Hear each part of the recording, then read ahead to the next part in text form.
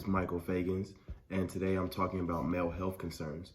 Now, there are several male health concerns that we all need to know, and it's good to have both genders be aware of what can and can't happen. Cryptorchidism is when the testes have not descended into the scrotum. Therefore, they can be stuck and they take longer to descend, or they just stay up there permanently. Now, normally this is corrected in infant stage and fetal stages. They normally have this surgery performed before the age of 1 year old. 33% of people, of infants that are premature, actually deal with this. But compared to where there's only 2 to 5% of full-term male male infants that actually have this problem. Just being honest, for the males in our class, how many times do you actually give yourself a male examination or All right, y'all, look, I know this picture is bad, but chill on me. But how many times have you actually given yourself an examination for the males in our class? It's normally good to do it in the shower, where you grab one and just to look and actually examine to see lumps or bumps or anything like that. Now, if there are, once you get an understanding of what they look like, when you do notice a lump or bump or whatever, just go get it checked out. 9 times out of 10, from the passage, there's really nothing wrong. So you are actually fine, but still go get it looked at. Now, 90% of males who have this, have cryptorchidism will be infertile, and they will not be able to produce because of the warm bodily, or the warm fluids and everything being warm around the kidneys and all that. It would kill off any viable sperm cells that you have because of the heat around it. Testicular torsion is another one where the cord, or the spermatic cord that comes down and pushes blood flow through all of this, yes, the ball will actually wrap around it and get stuck, and it causes immense pain in your stomach, abdomen region, and it can lead to vomiting, and it's hard to use bathroom, everything like that. But this is very rare. Maybe like 1 in 4,000 males actually encounter this issue. Me knowing the fact that my cousin did have this issue when he was around 12, the age limit is around 12 to 16 that this could happen. It actually happened while he's sleeping, which is one of the rare forms where it happens, whether you're just got done working out, playing a sport, and whether you're just sleeping. Now, that doesn't mean that we just can't do anything. So if you try to use that as an excuse to not go to the gym, yeah, no, that's super rare. So still go get y'all lift in. Anyway, but that's the time frame that it would happen.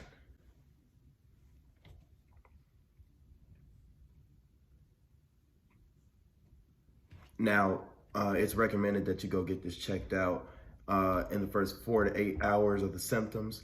If not, it can lead to permanent damage, which also leads you to be infertile as well.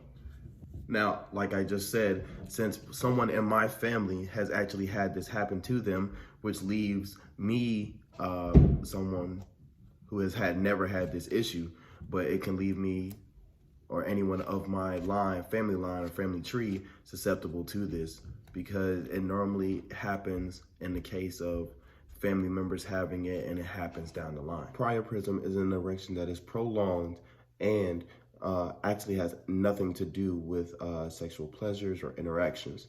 It is a condition where the blood is actually trapped inside of the erectile tissue and cannot escape. If you have high blood sugar, wound healing issues, or you consume tobacco, this can also lead to priapism. In some cases, drugs are the normal cause of this, but there are also some other options to cause priapism to occur inside the body. If you have sickle cell, leukemia, or any spinal cord injuries, you are also at risk, or at greater risk, for having something like this happen to you. If left untreated, it will actually permanently damage the erectile tissue that you have. Surgery may be necessary if there's anything with a neurological or psychological cause. Then there is some surgeries for this.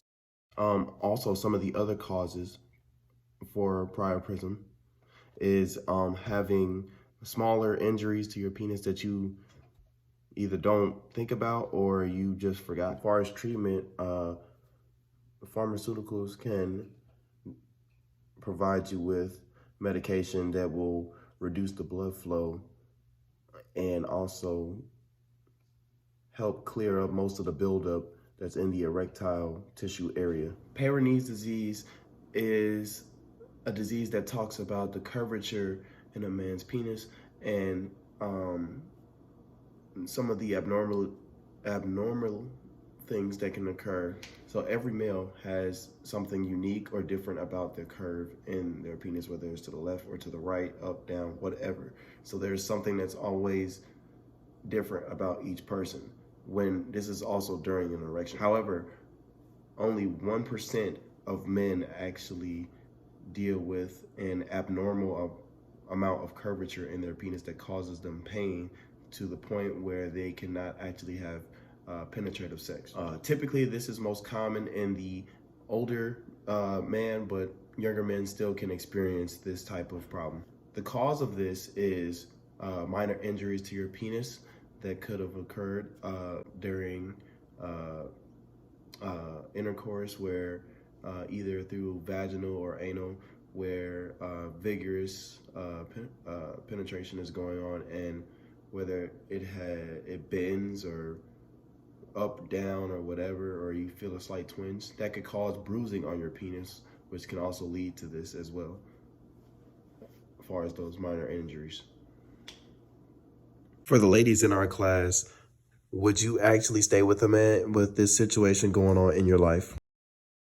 Some of the other things is your genetics is another key factor that can cause you to have this as well, because it's just been handed down generation to generation. Talking a little bit more about the injuries when you're bruising up your penis by bending it or whatever the case may be, and it bruises, it creates scar tissue called plaques. Plaques are scar tissue that just hardens up, and it causes pain in your penis, and anytime it's erect or anything like that, it just causes pain.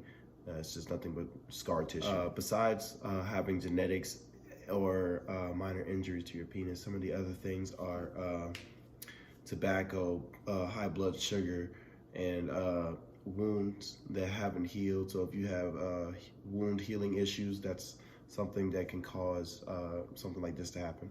Treatment for this is very simple and very straightforward. You have medication and you have surgery, or you can have a combination of both, depending on how severe your case is. However, the very first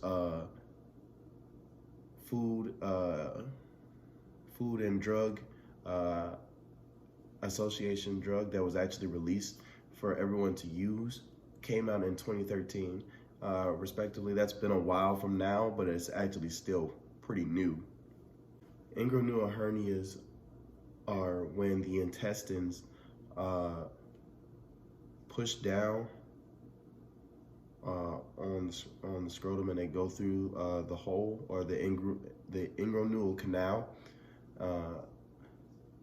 where your testes descend into your scrotum. They follow the same canal, and it causes problems, bumps and things like that. This typically happens after lifting something heavy or straining for periods of time. The size of the hernia can change because it slides back and forth between your testicles and your scrotum, so it has free range of motion, so the size will always continue to change. Depending on the size of it is where you'll actually find if you need surgery for this or not. Hydrocele is the excessive accumulation of fluids that can cause your scrotum to feel like a water balloon or really weighted down and heavy. Now, although this is very painless and normally no one ever, hydrocele can be caused by the overproduction of fluids or poor reabsorption of fluids. And you can also have a leak in the inguinal canal, which is also the last cause of it. This is very common for newborns to have. Although this goes away in a few months, there's normally not really surgery needed.